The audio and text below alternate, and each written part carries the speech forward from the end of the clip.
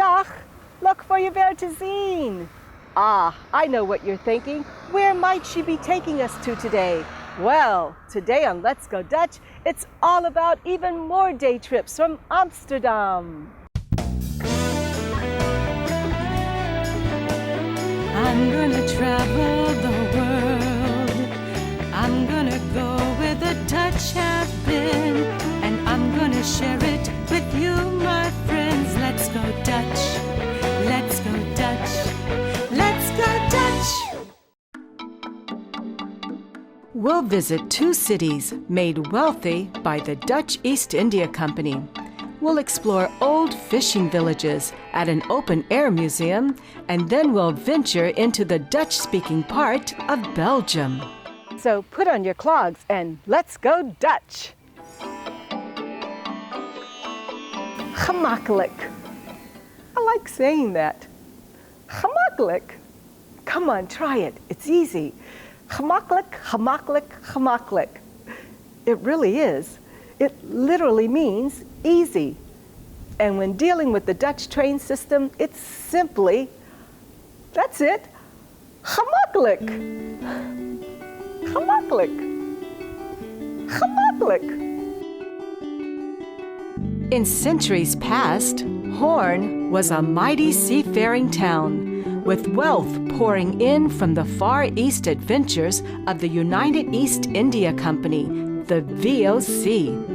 As a port on the Zuider Zee, Hoorn was also a major fishing and trading center. The town is littered with old warehouses from the VOC and weathered houses of the merchant seamen and dock workers.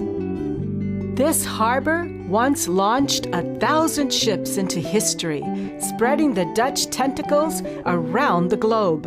Standing watch over the harbor is the Hoofdtoren, built in 1532 with the bell tower added in 1651. This interesting tower is semicircular on the water side and has a gable facade on the land side. Close to the harbor is the main square of Hoorn, the Rode Steen, meaning red stone. The square was the place where executions were held in the early Middle Ages. The only executions taking place now are at the Wacht, where perfectly executed meals are the order of the day. As is the case with a lot of old wayhouses in Nederland, this Wacht from 1609 now houses a cafe. Across from the Wacht is the most impressive West-Fries Museum, with its 1632 Renaissance facade. This was the meeting place for the representatives of the West-Friesland towns. Step inside, and it's still 1602. You can't talk about Holland's golden age without talking about the VOC. The Dutch East India Company were largely responsible for the wealth pouring into Holland. Walking through the museum is a walk through 17th century Hoorn.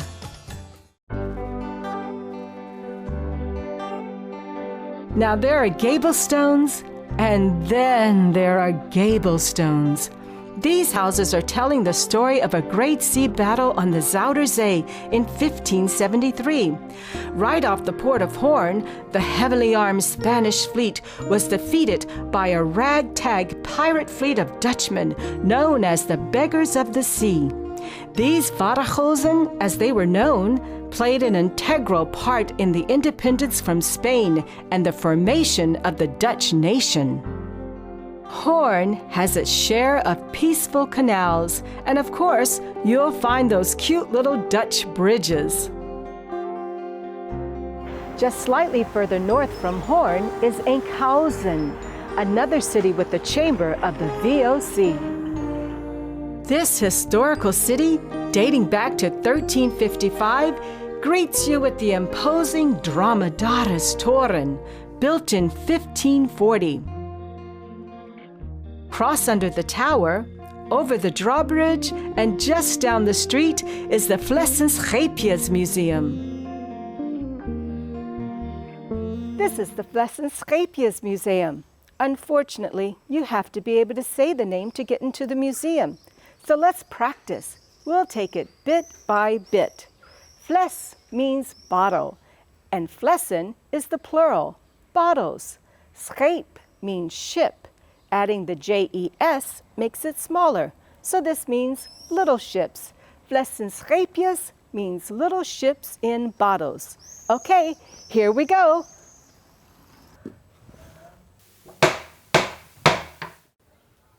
Wat is jouw paswoord? Flessenscheepjesmuseum. Flessenscheepjesmuseum. Geweldig, komt u binnen. Housed in a 17th century sluice house, the Little Ships in Bottles Museum is a delight for young and old. Seriously, have you ever seen so many? Some of these are 750 years old. Enkhuizen was a fishing village on the Zuiderzee. Fishing was a big industry here, as evidenced by the 3 herrings on their stadswapen. As a member of the United East India Company, great wealth poured into Enkhuizen.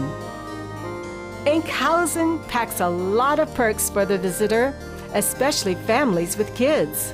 A short distance from the harbor is the Zuiderzee Museum. The open-air museum is built on the IJsselmeer, which is a lake created when the Dutch closed off the Zuiderzee in 1939. The Zuiderzee, it means the South Sea, and was an inland bay of the North Sea. Former fishing villages around the Zuiderzee donated old characteristic houses to the museum. Specific care was taken to recreate neighborhoods from various islands and towns. There is a great demonstration of how the polder windmills work. These windmills are used to drain the seawater from the land that was once the ocean floor. Enkhuizen is also home to Sprookjes Wonderland. Sprookjes means fairy tales. I bet we have some moeders out there who read sprookjes to their kinderen. Fairy tales it is, and Mom, don't be afraid of the language barrier. I'm sure you and your kids will recognize all the characters. The park is enchanting and will surely be a hit with the kids. Now, if that's not enough, between Sprookjes Wonderland and the Zuiderzee Museum, there's the Enkhuizen, the beach. What more could there be? As long as we have the kids along, here's another open-air museum that the whole family will enjoy, Zaanse Schans, nearby in the Zaan region. Like the Zuiderzee Museum, the buildings come from the villages around the Zaan River. Gone are the step gables of Amsterdam, replaced by green and white wooden facades.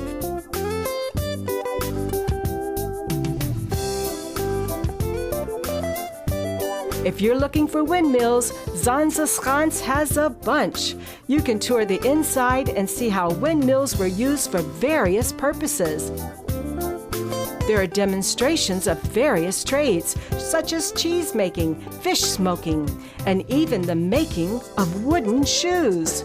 There are exquisite klompen on display and plenty to try on and buy.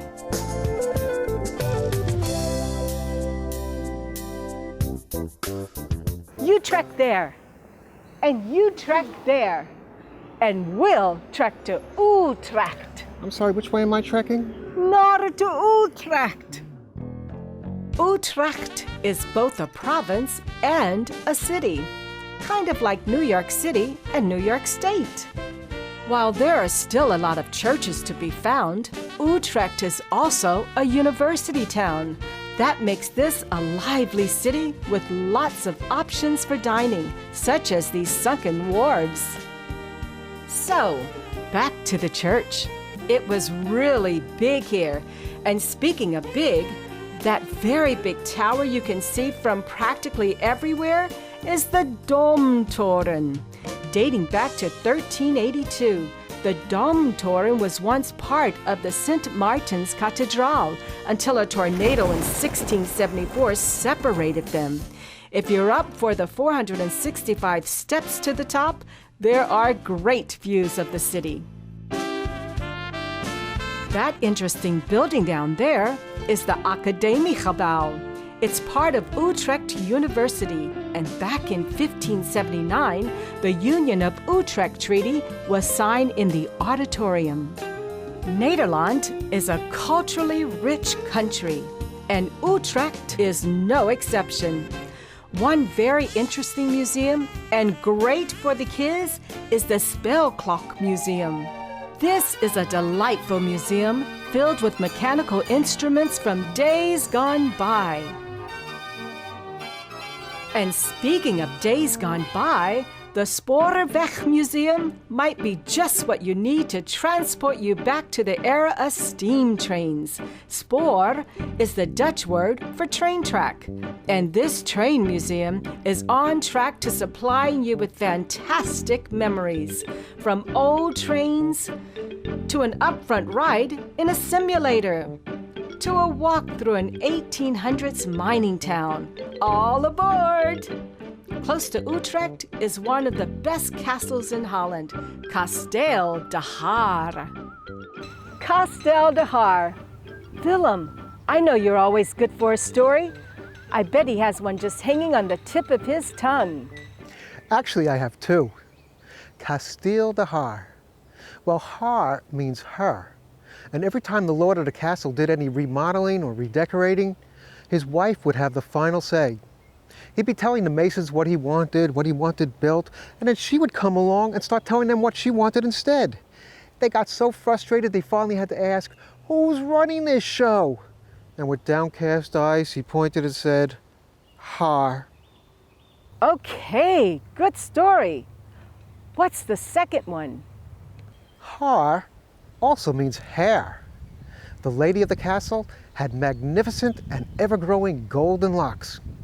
Unlike Rapunzel, though, she wasn't locked up in a tower. No, instead, her hair was continually cut off and sold for wigs in Paris.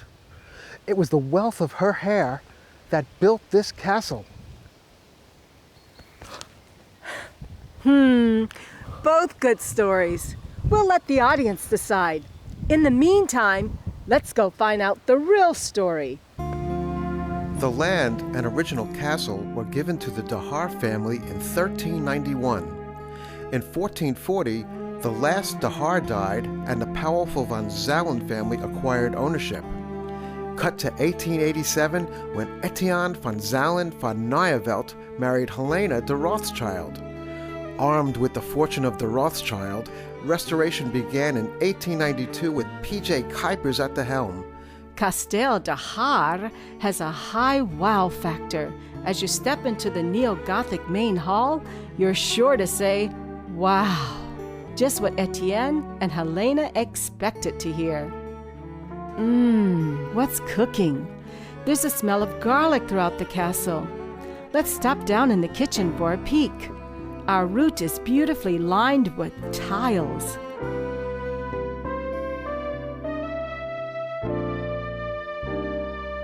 Lunch isn't ready yet, so let's check out more of the castle.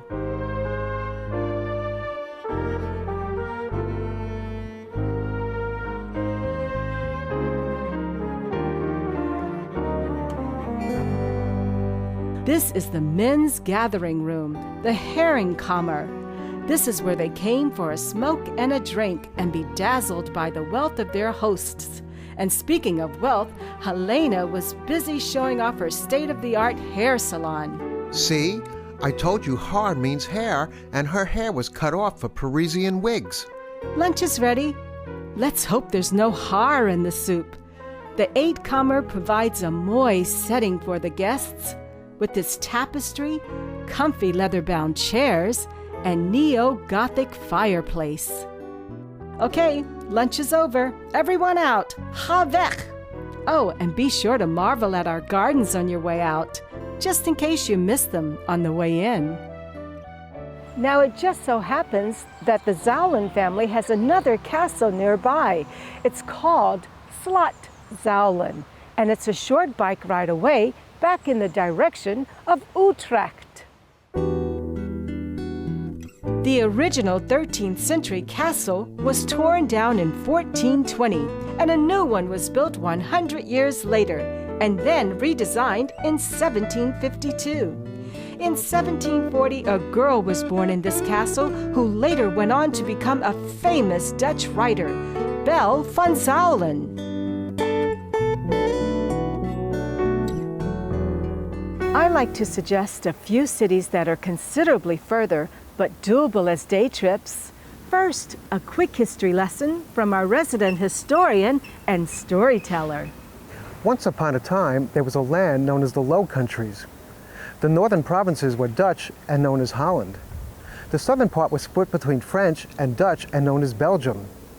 Together they went through Spanish rule, complete with sieges and sacking, then French rule, and for a brief period in time they were one country.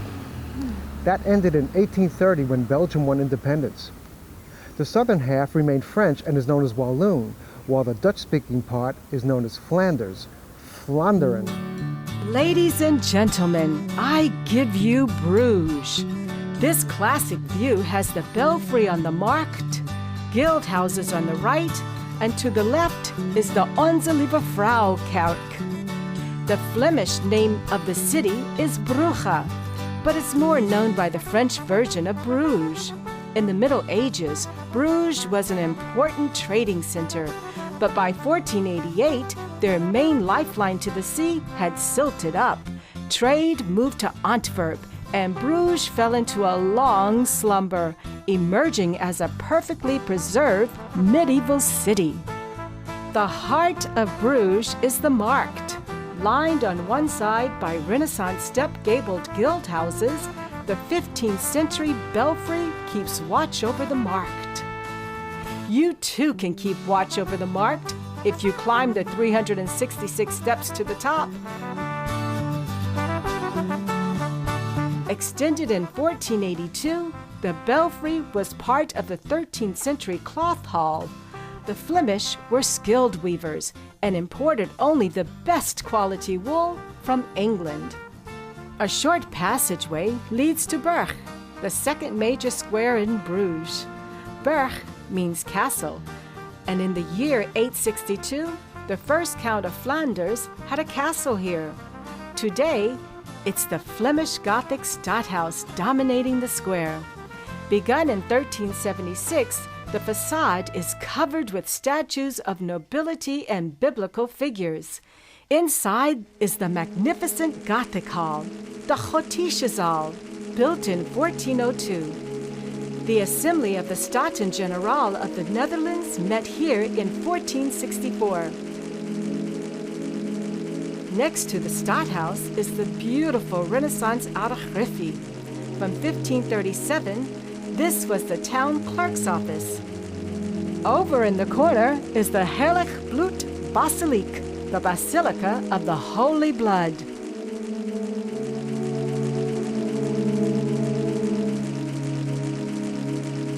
Bruges is also a romantic city, with swans gently gliding in the ancient Minnewater. Built as an inner harbor in 1200, this peaceful area with its gatehouse and Gothic lake castle is a great place to take a picnic lunch. Flanders is packed with pretty little towns, and the next one on our list is Antwerpen. This is the hometown of painter Peter Paul Rubens. As you head down the main drag Meer from the train station, you'll first come across the home of Peter Paul Rubens. It's now a museum of his life and work, and known simply as Rubens House. Antwerp has a lot of ties to Amsterdam. During the Spanish Fury of 1576, when Catholic Spain sent the Duke of Alva to quash a Protestant uprising, many Antwerpers fled to Amsterdam. Dominating the skyline of Antwerp is the Onze Lieve Vrouw Cathedral. This mighty structure was built between 1352 and 1520. Remember that hometown boy, PPR? That's what they called Peter Paul around town, PPR. Well, he has 4 paintings hanging in the cathedral. Not that we need an excuse to go inside this Gothic monolith. Right around the corner from the cathedral is the Grote Markt, one of the prettiest around. It's lined with guild houses like the ones found in Brussels. Sporting on the flags is the Stadhuis, finished in 1564. The Stadhuis is a mix of Italian and Flemish Renaissance. The Stadhuis interior is a treat for the eyes. Everywhere you look, you are reminded of the wealth and prosperity of Antwerp's golden age. In the mid-1500s, William the Silent was headquartered in Antwerpen. The Spanish Inquisition was underway, and William was fighting against the Catholic Spanish for freedom of religion. Spain's brutal battles to suppress Dutch Protestantism sparked the 80 Years' War and independence for the Low Countries. The third Flemish city we're traveling to is the medieval city of Ghent. Ghent was put on the map around the year 800 when Baldwin, the Count of Flanders, built a castle to protect the nearby abbeys and towns. In 1540, a local boy named Charles became Charles V, Holy Roman Emperor and King of Spain. He was pretty nasty to his hometown of Ghent, and he had the St. Balf's Abbey destroyed. The abbeys are long gone, but the 13th century St. Balf's Cathedral remains. Have you ever heard of the Ghent altarpiece? It's in here, and it's a must-see. It's called the Lamb of God and was painted in 1432 by Jan van Eyck. It's fantastic. Allemachtig prachtig. Around the corner from St. Balf's is the Stadhuis, where in 1576 the Pacification of Ghent Treaty was signed. This document ended religious bickering amongst the Low Countries and unified them against the brutal Spanish Habsburgs. The classic view of Ghent can be found along the river, where one side is the Cornlay and the other is the Graaslei. The Graaslei side is lined with old guild houses and warehouses. Some of these buildings date back as far as the 13th century. There are fantastic views from the St. Michaelsbrug. Along with views of the Graaslei and Cornlay, there is also a great view of Ghent's towers all lining up. The St. Nicolaaskerk, the 14th century Belfort, and the St. Bavo Cathedral. Okay, that was pretty far, I admit it.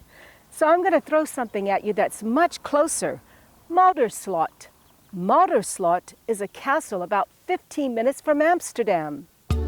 Muiderslot was built in 1280 by Count Floris V. It was he who granted Amsterdam toll-free passage on the waterways back in 1275. Floris was born in Leiden in 1254, the son of William II, Count of Holland. Floris became Count of Holland, Zeeland, and Friesland and was beloved by the peasants. On the other hand, he drew the ire of the nobles, the French, the English, and the Flemish. It's no wonder they captured him and imprisoned him in the castle. He was killed in 1296 when the townfolk tried to free him. Cut to the 17th century, and a famous Dutch poet named P.C. Hooft was living here. Nice digs for a poet, nietwaar? Nice digs indeed. And I'll bet his musician and writer friends whom he allowed into his circle agreed. They became known as the Mouderkring, the Mouden Circle.